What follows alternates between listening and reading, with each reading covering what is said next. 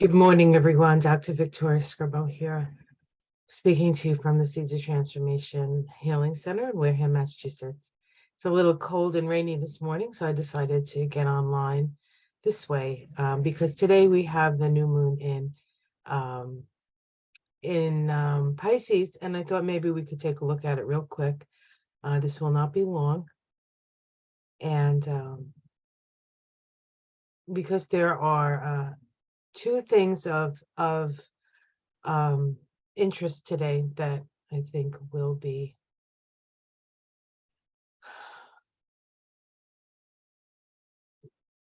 of interest to you. Come on now.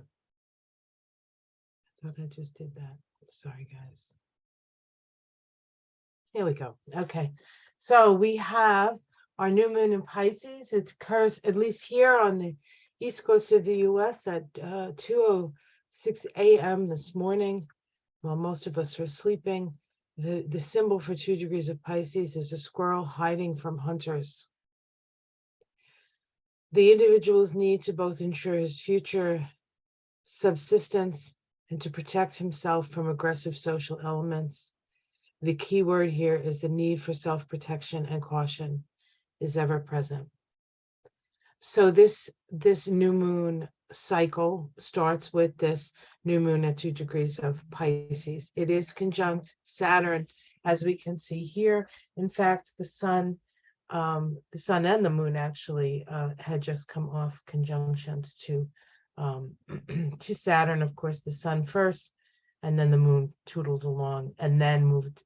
So the moon, the sun made a conjunction to Saturn a few days ago, and then started to move away. And then the moon, of course, over the last few hours, or over yesterday, last few hours of yesterday, and then today, went past that conjunction to Saturn to meet up with the sun. So the sun and the moon both went through the sort of threshold of Saturn. Now, what's interesting about that is last month when we had the new moon in Aquarius, it had just gone through the gauntlet of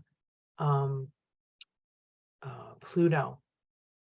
So the sun had a few days before made a conjunction to Pluto, moved along, and then the moon came along, made a conjunction to Pluto, and then made a conjunction to that sun.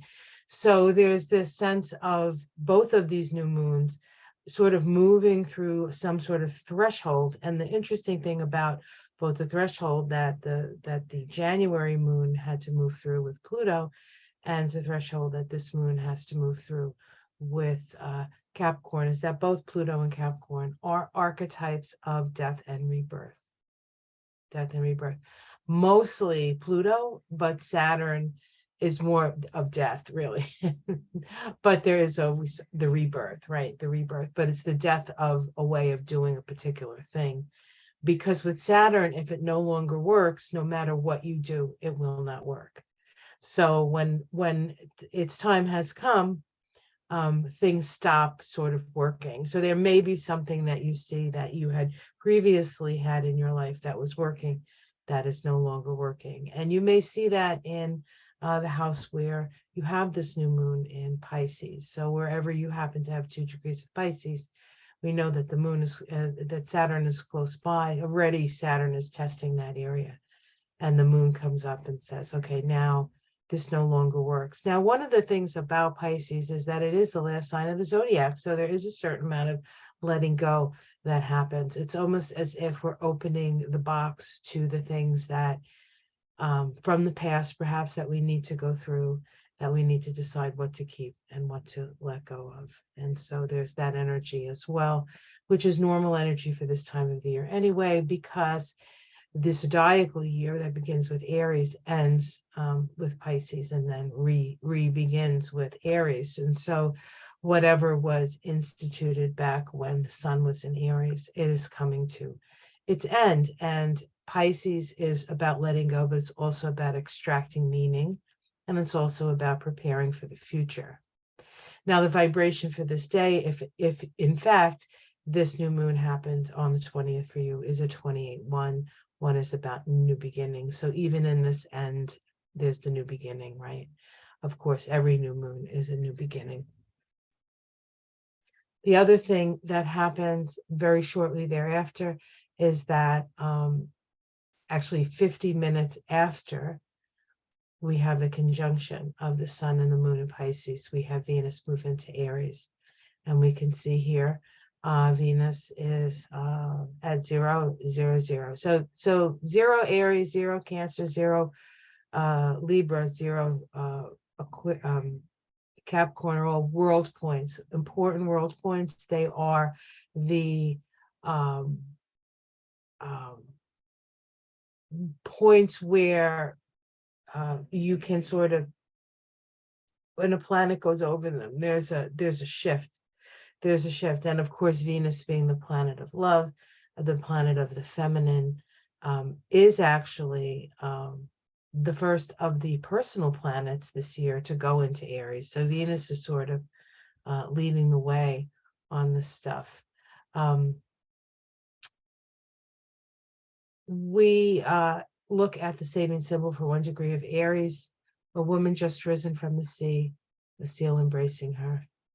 The emergence of new forms and a potentiality of consciousness. Keyword, the impulse to be. I also like to look to see what the ruling planet of the sign that a planet is moving into. In the case of Venus in Aries, we look at Mars, because Mars is the ruler of Aries. Mars happens to be at 16 degrees of Gemini. A woman activist in an emotional speech dramatizes her cause.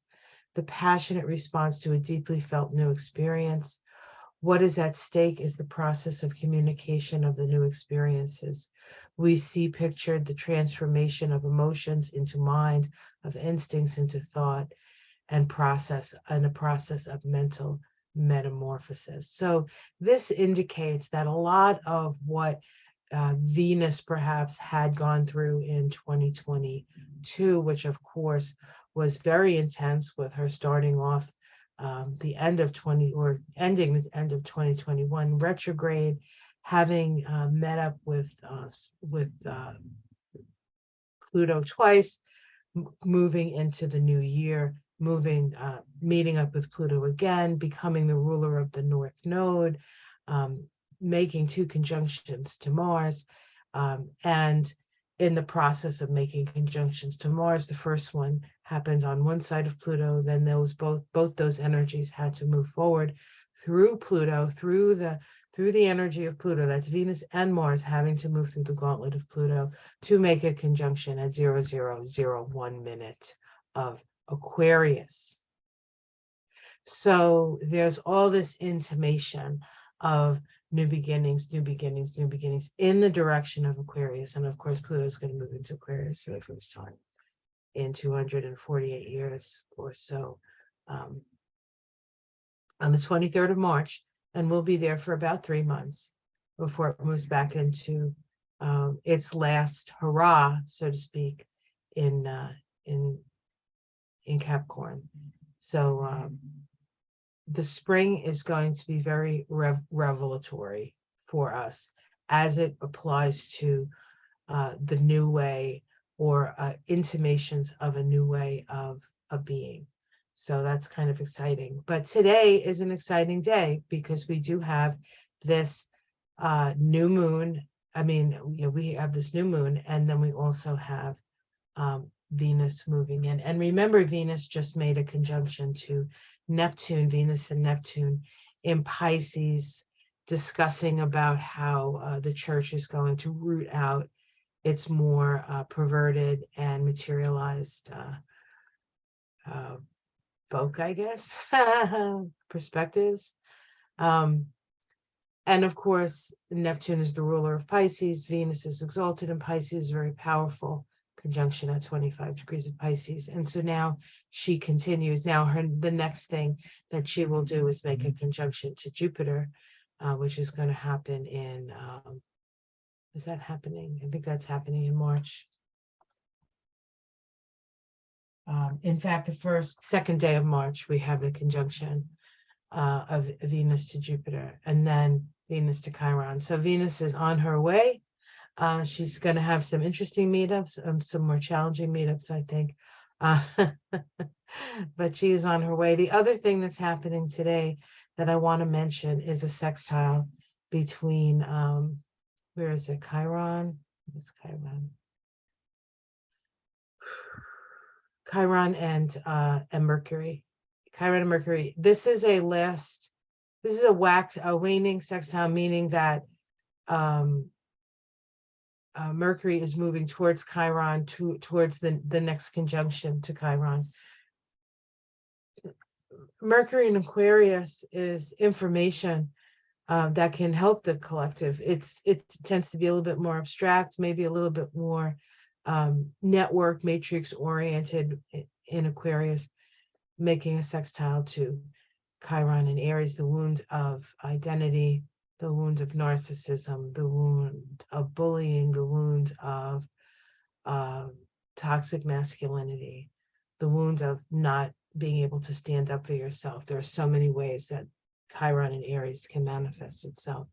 But we do have the understanding now of Uranus here. I mean, not Uranus, the understanding of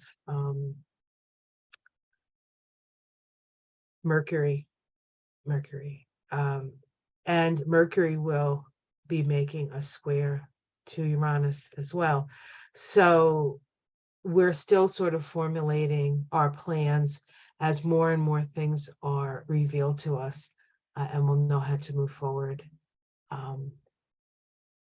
Yeah. Let me just see here. I think maybe I made a mistake here. 22 and 7 is 29. So I said that the vibration of the new moon was a 28-1. It is not. It's a 29-11, and it is about light. It is about light. It is the birth of light. So both the new moon and the Venus ingress into Aries is a 29-11 vibration. So that was my mistake. All right, guys, I hope this was helpful for you. Have a great day, and I'll see you outside, I think, tomorrow morning. Take care, everyone. Namaste. Oh, and I am having a beginner's Kabbalah class. Let me just mention that.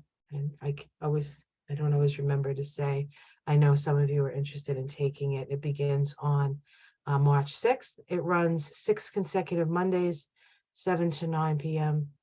To the 10th of April. You do not have to actually be in the class at every class in case the timing is off for you, because you do get recordings of the class. The first class is quite more on the technical side, but we have to put down the foundations in order to really work with the Tree of Life. And this is sort of the foundational principle stuff about the Tree of Life. So if you're interested, join us. I've tried to keep it relatively reasonable.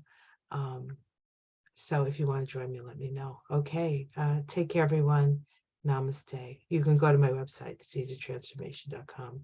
There is a link below. Take care.